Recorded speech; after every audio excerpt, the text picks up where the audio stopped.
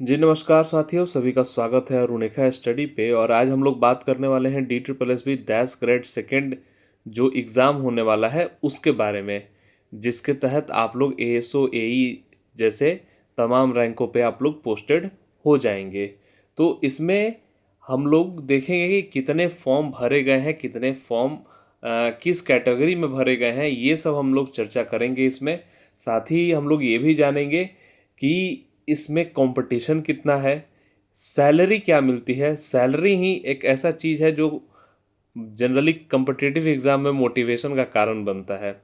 मतलब बहुत सारे लोग ऐसे होते हैं जो सैलरी देखते हैं, और ख़ासकर अगर आप लोग नहीं देखते होंगे कि आप लोग को अगर जॉब चाहिए, तो जो लोग किसी जॉब में हो और उससे अच्छी पोस्ट पे जॉब चाहते हैं, तो वो ज़रूर सैलरी देख के ही मोटिवेट होते हैं। तो इसी के साथ हम लोग शुरू करते हैं आज का ये वीडियो। इसमें हम लोग बहुत अच्छे से और बहुत ही छोटे वीडियो में सब कुछ जानेंगे। तो सबसे पहले मैं बता दूं कि डी ट्रिपल एस बी का जीएस का पीवाईक्यू में एक बहुत ही अलग कॉन्सेप्ट के तरह से मैं शुरू किया हूं।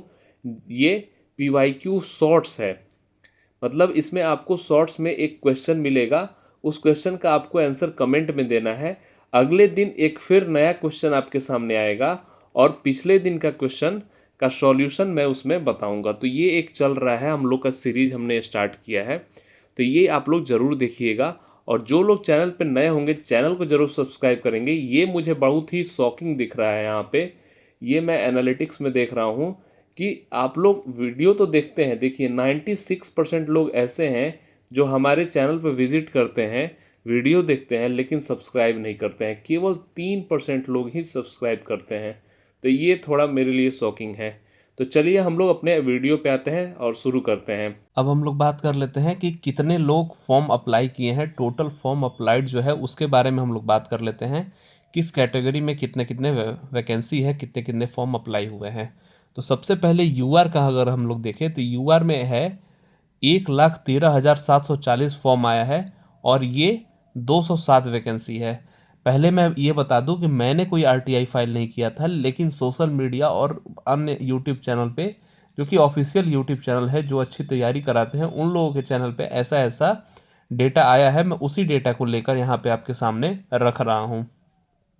ओबीसी में देखा जाए तो 54,342 फॉर्म अप्लाई हुए हैं, इतने कैंडिडेट हैं, और वैकेंसी है 147। एससी में क्या है तो 47,148 कैंडिडेट अप्लाई किए हैं और वैकेंसी है 97। एसटी में है 39,541 कैंडिडेट अप्लाई किए हैं और वैकेंसी है 43। ठीक है। ईडब्ल्यूएस में अप्लाइड टोटल है 42,147 और वैकेंसी है 82। केवल 82 वैकेंसी यहाँ पे है। ठीक। तो टोटल मिला जुला के क्या हो गया, ये कुल मिलाकर 576 वैकेंसी आपके सामने यहाँ पे रखा हुआ है। अब हम लोग बात कर लेते हैं कि कंपटीशन कैसा होगा। तो मैं पहले बता दूं कि जैसे आप लोग डी ट्रिपल एस बी में देखते होंगे कि अनएक्सपेक्टेड कट ऑफ हो रहा है। हर कैटेगरी में किसी कैटेगरी में ज़्यादा हो जा रहा है। डी ट्रिपल एस बी के कुछ ऐसे ऐसे भी एग्ज़ाम हुए हैं जिसमें ईडब्ल्यूएस से ज़्यादा कट ऑफ एससी का गया हुआ है।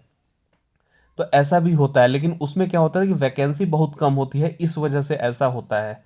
लेकिन यहाँ पे वैकेंसी कम नहीं है, लेकिन फिर भी कट ऑफ जो होगा वो अनएक्सपेक्टेड ही होगा। कट ऑफ कोई नॉर्मल कट ऑफ नहीं रहेगा, अनएक्सपेक्टेड कट ऑफ होगा। तो अभी पेपर नहीं हुआ है, तो पेपर ना होने के कारण मैं ये बता सकता हूँ कि अगर 2,96,918 लोग अप्लाई किए हुए हैं, तो इसमें से आप लोग तो पहले ही 30% ये निकाल के हटा दीजिए कि ये लोग क्या होंगे, एबसेंट। ये क्या हो जाएंगे, ये हो जाएंगे एबसेंट। और जहाँ तक मुझे लगता है कि हो ही जाते हैं पेपर में, 30% लोग एबसेंट तो रहते ही हैं, या कुछ गड़बड़ी कर देंगे ये लोग, या फॉर्म इनका रिजेक्ट हो जाएगा, कुछ ना कुछ ऐसा होता है। पेपर अगर डिले होके होगा तो ये संख्या जो है, जो एब्सेंट वाला है, ये बढ़ भी जाता है। ठीक है। और पेपर अगर टाइमली हो गया तो ये संख्या 30% से नीचे भी जा सकता है।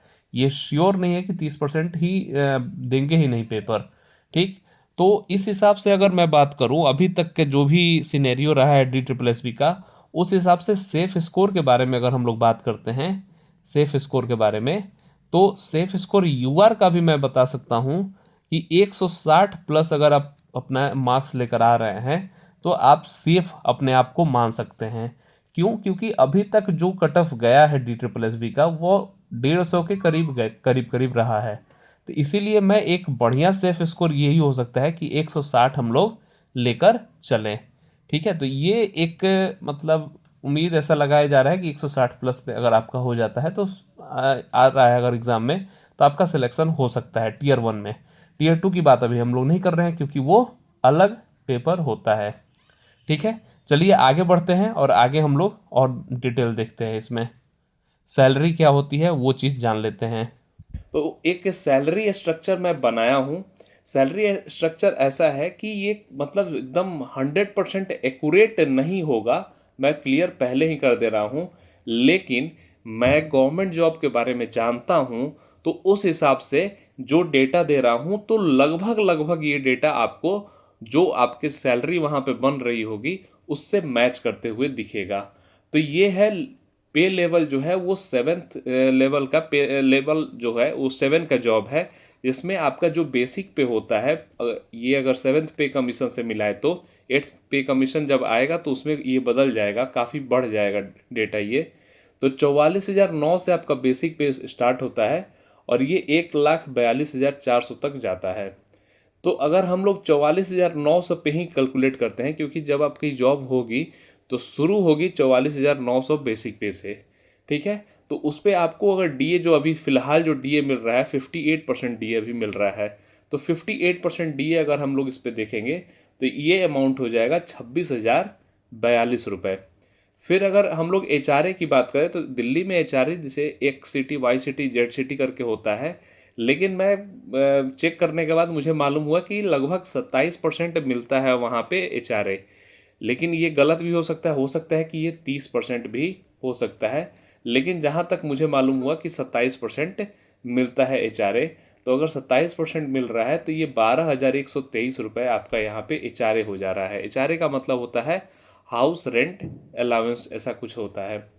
फिर टीए, टीए यानी ट्रैवल अलाउंस जो होता है वो आपका यहाँ पे 3,600 रुपये दिल्ली में आपको मिलेगा। साथ में टीए पर भी डीए मिलता है।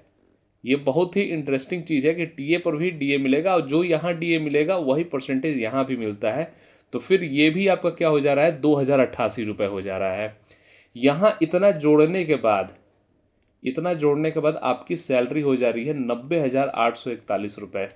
लेकिन ये आपको इन हैंड नहीं मिलेगा, इसके साथ कुछ और भी एडिशनल पर्क्स होते हैं, लेकिन वो मैं यहाँ पे कैलकुलेट नहीं कर रहा हूँ। मैं एक सिंपल डेटा लेके चल रहा हूँ, उसी से हिसाब से कैलकुलेट कर रहा हूँ। तो आपकी सैलरी हो जा रही है 90,841, यानी मोटा मोटी देखें तो 91,000 आपकी सैलरी यहाँ पे हो रही है। लेकिन होता क्या है कि बहुत सारे डिडक्शंस होते हैं, एनपीएस हो गया, इनकम टैक्स हो गया, ये इंश्योरेंस होता है, ग्रुप इंश्योरेंस वगैरह होता है। तो ये सब कुछ कुछ अमाउंट इससे कटता है, इसमें से डिडक्शन होता है। तो टोटल लगभग डिडक्शन जो होगा आपका वो होगा 10,050 रुपये, इसी के आसपास में डिडक्शन होता है। लगभग 10,000 के मतलब कुछ रुपए होता है डिडक्शन। तो वो डिडक्शन मैं कर रहा हूँ। तो इसमें एक डिडक्शन होता है जो कि होता है एनपीएस। ठीक है, एनपीएस।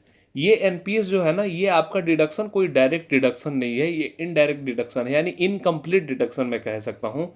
क्यों, उसको मैं बता रहा हूँ, क्यों आगे थोड़ी देर में बता रहा हूँ। तो ये डिडक्शन होने के बाद आपको जो इन हैंड सैलरी मिलेगी, जो आप यहाँ पे देख सकते हैं, वो करीब करीब 80,000 के आसपास इन हैंड सैलरी यहाँ पे दिख रहा है। साथ में कुछ पर्क्स मिलते हैं वो इसमें ऐड हो जाते हैं, बहुत सारे पर्क्स भी होते हैं। तो ये हो गया 80,791 रुपये। अब मैं बता रहा हूँ कि अब एनपीएस मैं क्यों बोला कि इनकम्प्लीट है।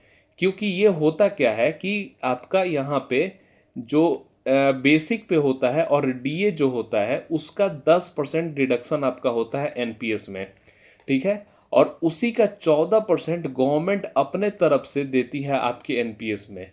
और ये अमाउंट क्या होता है, ऐड करके आपके एनपीएस अकाउंट में कंट्रीब्यूट हो जाता है, यानी वहाँ जाके क्रेडिट हो जाता है। एनपीएस अकाउंट एक आपका बनेगा, जो प्रान नंबर, प्रान नंबर जब बनाइएगा या प्रान कार्ड जब बनाइएगा तो वहाँ पे आपका उसी से एनपीएस अमाउंट या एनपीएस अकाउंट बन जाएगा उसमें, प्रान। ठीक है, इसी से आपका एक एनपीएस अकाउंट बन जाएगा। तो ये एनपीएस अमाउंट में आपका लगभग 17,025 रुपये हर महीने ऐड होगा। जब आप रिटायर हो जाएंगे तब ये अमाउंट आपको मिल जाता है।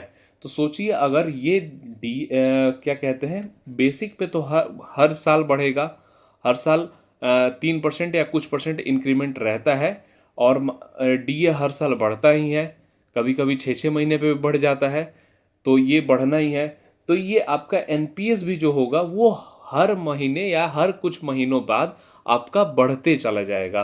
तो बढ़ते चला जाएगा, तो इस जरूरी नहीं है कि 17,000 ये फिक्स रहेगा, ये बढ़ता जाएगा। हो सकता है किसी टाइम पे 30,000 हो जाए, किसी टाइम पे ये 50,000 भी हो जाए, तो ऐसा भी हो सकता है। तो इतना इतना अमाउंट अगर आपके अकाउंट में ऐड हो रहा है एनपीएस अकाउंट में, तो एक बार रिटायर होने के बाद आपके पास एक बहुत ही बड़ी अमाउंट वहाँ एनपीएस अकाउंट में आपके क्रेडिट रहेगा वो। तो एक बहुत बड़ी यहाँ पे बेनिफिट इस चीज़ का होता है एनपीएस अकाउंट का। ठीक है, तो ये चीज़ यहाँ पे है।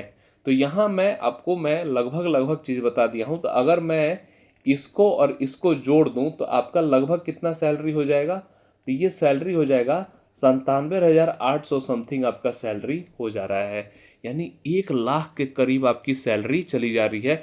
इतनी बेहतरीन सैलरी वाली जॉब है ये DSSB दैस ग्रेड 2 में। अब आप इससे अंदाज़ा लगा लीजिए कि कितनी अच्छी जॉब है।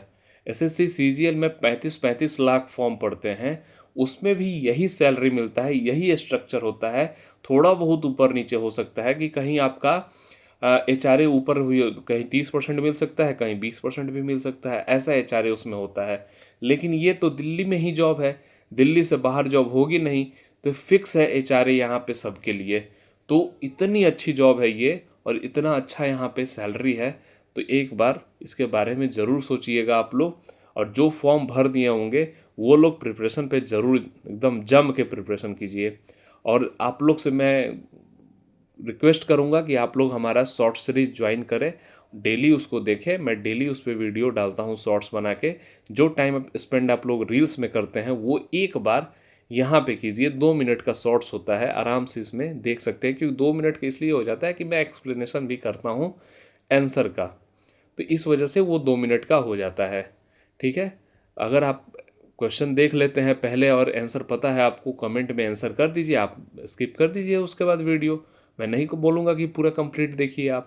ठीक है, तो एक उसको आप लोग ज्वाइन ज़रूर कीजिएगा। मैं भी कोशिश कर रहा हूँ कि बहुत जल्द आप लोग का एक के 20 क्वेश्चन सेट में, जो जनरल पेपर में जो आपका जीएस का क्वेश्चन आता है, तो मैं 20 क्वेश्चन का सेट बना बना के आपको मैं डेली अपने यूट्यूब चैनल पे अपलोड करता रहूँ प्रॉपर एक्सप्लेनेशन के साथ। तो जो लोग को वीडियो पसंद आया होगा, वीडियो को ज़रूर लाइक करेंगे, शेयर करेंगे दोस्तों के साथ, और कमेंट करके बताएंगे कि आपको और क्या जानकारी चाहिए इसके बारे में। वो जानकारी मैं आपको प्रोवाइड ज़रूर करूँगा। और जो लोग भी चैनल पर नए होंगे प्लीज़ चैनल को सब्सक्राइब करेंगे, क्योंकि मैं यहाँ पे डेटा दिखा रहा हूँ, ये डेटा मुझे बहुत हर्ट कर रही है, ये डेटा मुझे बहुत ही हर्ट किया है। और मैं कोशिश कर रहा हूँ कि आप लोग भी इस बात को समझें। मुझे ये डेटा थोड़ा सुधारना है, और इसमें जो करना होगा आप लोग के हाथ में सब है। तो मिलते हैं हम आपसे अगले वीडियो में। तो जो लोग चैनल पर नए होंगे चैनल को जरूर सब्सक्राइब करेंगे। मिलते हैं आपसे अगले वीडियो में, तब तक के लिए tata bye bye and thank you. जय हिंद।